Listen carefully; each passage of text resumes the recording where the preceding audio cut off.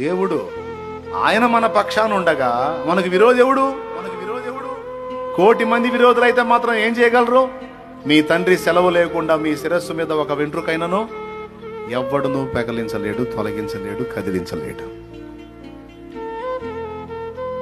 ఇంకా దడ ఆయాసం ఎందుకు? భయంలో బతికేవాడు క్షణక్షణం చేస్తాడండి. అర్థమైందా? తెగించినోడు ఒక్కసారే చేస్తాడు, తెగించినోళ్ళు ఒక్కసారే చేస్తారు, కానీ భయంతో బతికే వాళ్ళు క్షణక్షణం చేస్తారు.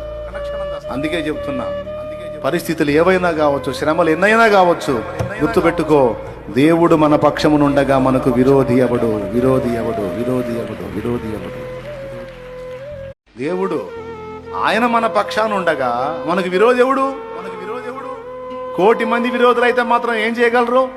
మీ తండ్రి సెలవు లేకుండా మీ శిరస్సు మీద ఒక వెంట్రుకైనను ఎవ్వడును పెకలించలేడు.